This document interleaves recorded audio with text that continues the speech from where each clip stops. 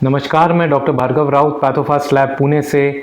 और आज हम डिस्कस करेंगे कि ये HBE एंटीजन टेस्ट क्या होता है, ये आपने कब करना चाहिए, इसका हेपेटाइटिस बी से क्या लेना देना है, इसका नॉर्मल रेंज क्या होता है, या अगर पॉजिटिव आया तो क्या मीनिंग होता है, नेगेटिव आया तो क्या मीनिंग होता है, और इसका आपके हेपेटाइटिस बी इन्फेक्शन से क्या लेना देना है।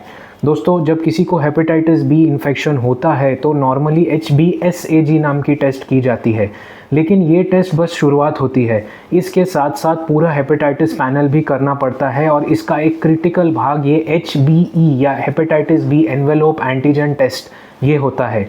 ये टेस्ट यूजुअली जिसको हेपेटाइटिस बी डायग्नोज हुआ है उसमें बार बार करना पड़ता है, ये चेक करने को कि क्या वो स्टेटस क्या है, वो इन्फेक्शन का फैल रहा है या नियंत्रण में है।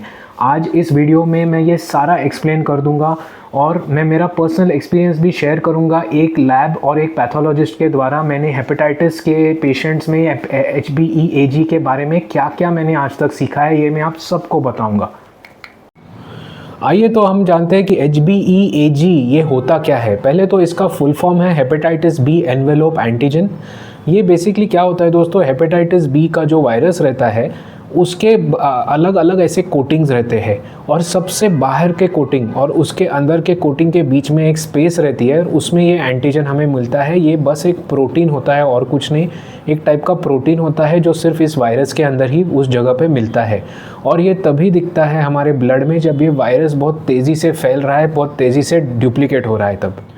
तो ये HBeAg ये हमें ब्लड में कब दिखेगा, समझो हमने टेस्ट भी करवाया तो ये कब दिखेगा दोस्तों। जैसे आपको इन्फेक्शन होता है उसके पहले 3 या 4 हफ्तों के लिए वायरस बिल्कुल ब्लड में नहीं दिखता, और जब दिखेगा भी तो पहले दिखेगा HBs या हेपेटाइटिस बी सरफेस एंटीजन। तो ये HBeAg कब दिखेगा दोस्तों, हेपेटाइटिस बी सरफेस एंटीजन के साधारण 1 हफ्ते के बाद, यानी कि 4 या 6 हफ्तों के आसपास आपको इन्फेक्शन होने के बाद ये HBe एंटीजन हमें ब्लड टेस्ट में डिटेक्ट कर हम कर सकते हैं और ये दिखने लगता है। तो ये ऐसे 4 या 6 हफ्ते के बाद समझो ब्लड में दिखा, तो ये कितने हफ्तों के लिए ब्लड में रहता है दोस्तों। यहाँ पे 2 पॉसिबिलिटीज़ होती है। अगर पेशेंट ने वायरस को अपने आप मुकाबला करके हरा दिया, बॉडी से निकाल दिया, बॉडी से निकाल के फेंक दिया, तो ये साधारण 12 हफ्तों के लिए ब्लड में दिखता है। 12 हफ्तों के बाद ये अपने आप निकल जाएगा, लेकिन 12 से लेके 16 हफ्तों तक। लेकिन अगर पेशेंट ये वायरस का मुकाबला नहीं कर पाया तो ये HBe एंटीजन जो 4 या 6 हफ्तों के बाद हमें दिखने लगा है ब्लड में, ये वैसे ही कायम रहेगा और ये ब्लड में ऑलमोस्ट हमेशा के लिए दिखता रहेगा जब तक वायरस आपके बॉडी में है और रेप्लिकेट हो रहा है, डुप्लीकेट हो रहा है तब तक। इसे हम क्रॉनिक हेपेटाइटिस भी कहते हैं। तो ये HBeAg टेस्ट करने के फ़ायदे क्या है, ये इसका यूज़ क्या होता है दोस्तों। इसका पहले तो बेसिक यूज़ ये है कि अगर ये आपके ब्लड में हमें मिल गया पॉजिटिव, HBeAg पॉजिटिव मिल गया, तो इसका ये प्रूफ हो जाता है कि अभी इसी वक्त आपके बॉडी में ये वायरस फैल रहा है, हेपेटाइटिस बी वायरस, और ये रेप्लिकेट हो रहा है, डुप्लीकेट हो रहा है आपके बॉडी के अंदर। दूसरा, लेकिन ये इसका ज़्यादा फ़ायदेमंद यूज़ होता है कि जब किसी को हेपेटाइटिस बी है, हमें पता है कुछ और अलग टेस्ट करने के बाद कि इनको है, तो अगर ये हमें दिखा ब्लड में HBeAg, तो ऐसे लोगों में यानी कि हेपेटाइटिस बी पेशेंट्स में अगर HBeAg पॉजिटिव आया तो ये इस चीज़ का प्रूफ होता है कि अभी इसी वक्त ये डुप्लीकेट फास्ट हो रहा है, फैल रहा है, वायरस रेप्लिकेट हो रहा है एक्टिवली। तो ये इसका फ़ायदा होता है। और तीसरी चीज़ होती है, जब हम ट्रीटमेंट देते हैं किसी पेशेंट को हेपेटाइटिस बी के लिए, तो वो ट्रीटमेंट का इम्पैक्ट जज करने के लिए ये यूज़ किया जाता है। यानी समझो एक पेशेंट है, उसको हेपेटाइटिस बी है, उसको हमने टेस्ट किया, उसका हेपेटाइटिस बी एनवेलोप यानी HBeAg ये पॉजिटिव आया है, उसके बाद हमने इसका ट्रीटमेंट किया है, लेकिन ये ट्रीटमेंट चल रहा है या नहीं, ये फ़ायदेमंद हो रहा है या नहीं पेशेंट को, ये वायरस को कंट्रोल कर रहा है या नहीं। ट्रीटमेंट के कुछ हफ्तों या महीनों के बाद हम फिर से HBeAg का टेस्ट करते हैं और देखते हैं कि क्या अभी ये नेगेटिव हुआ है। अगर ये नेगेटिव हो चुका है तो यानी कि हमारा ट्रीटमेंट सक्सेस हो रहा है, और ये इसका एक बहुत महत्वपूर्ण यूज़ होता है इस टेस्ट का। तो ये टेस्ट कैसे किया जाता है दोस्तों, ये एक मामूली साधारण ब्लड टेस्ट है। इसके लिए बस आपको एक ब्लड सैंपल देना है, जो लैब का बंदा आपके घर पे आके या लैब में आप जाके आपका ब्लड सैंपल दे सकते हो। नॉर्मली जैसे देते हो, एक सुई आपके वेन में जाएगा, नस में जाएगा, वहाँ से खून आपका निकाला जाएगा और वो लैब में एक ट्यूब में लेके जाएंगे और उसका लैब में ऑटोमेटेड मशीन्स पे उसका प्रोसेसिंग होता है। लेकिन इसके लिए आपको क्या फास्टिंग करने की ज़रूरत है? नहीं, कोई स्पेशल प्रिकॉशन लेने के लिए ज़रूरत नहीं है। ये टेस्ट आप किसी भी हालत में कर सकते हो, मॉर्निंग में कर सकते हो, नाइट में कर सकते हो, खाना खाया तो कर सकते हो, खाना खाने के पहले कर सकते हो, इसका कुछ प्रॉब्लम नहीं है। बस एक चीज़ है, हेपेटाइटिस ये एक इन्फेक्शन है जिसकी टेस्ट यूजुअली करने के पहले मोस्ट ऑफ द गवर्नमेंट्स ये रिक्वायरमेंट रखते हैं कि पेशेंट ने रिटन कॉन्सेंट फॉर्म पे साइन करना चाहिए। यानी कि एक कॉन्सेंट फॉर्म रहता है जहाँ पे पेशेंट ये इजाज़त देता है लैब को कि आप मेरा ये सैंपल लेके ये टेस्ट आप कर सकते हो। इतना ही एक रिक्वायरमेंट है, इसके अलावा और कोई रिक्वायरमेंट नहीं है। इसका रिपोर्ट यूजुअली आपको 1 से लेके 3 दिनों के अंदर आपको रिपोर्ट मिलता है। तो इसका नॉर्मल रेंज क्या होता है दोस्तों? ये देखो, अगर किसी को ये वायरस आज तक कभी हुआ ही नहीं है तो ऑब्वियसली इसका रेंज हमें नेगेटिव ही है, यानी कि ये नहीं मिलना चाहिए आपके ब्लड में, नॉर्मल रेंज नेगेटिव होना चाहिए। अगर ऐसा कोई है जिसने वैक्सीन लिया है तो उसको भी ये, उसके ब्लड में भी ये हमें नहीं मिलना चाहिए, क्योंकि वैक्सीन का ये काम होता है कि वो वायरस को आपके बॉडी में फैलने से रोकाए। तो ये अगर आपने वैक्सीन लिया है तो भी इसका नॉर्मल रेंज ये HBEAG का आपके केस में नेगेटिव होना चाहिए। तीसरा है, समझो किसी को हेपेटाइटिस बी हुआ है लेकिन उसने उसका मुकाबला करके उसको अपने बॉडी से निकाल दिया है, उसमें भी ये ब्लड में नहीं मिलना चाहिए, ये नेगेटिव ही होना चाहिए। तो ये 3 सिचुएशंस में ये इसका नॉर्मल रेंज नेगेटिव होता है। अभी जो पेशेंट्स को हेपेटाइटिस बी करंटली है, जिनका ट्रीटमेंट चल रहा है, उनमें हमें ये टारगेट रखते हैं कि इसका वैल्यू नेगेटिव मिलना चाहिए, क्योंकि अगर वायरस रेप्लिकेट हो रहा है, फैल रहा है, तो ये पॉजिटिव आएगा, और अगर इन्फेक्शन नियंत्रण में या कंट्रोल में है तो इसका रिजल्ट नेगेटिव आना है।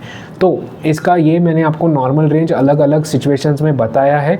कुछ लैब्स इसके साथ आपको एक नंबर भी देती है जिसका यूनिट होता है S/CO।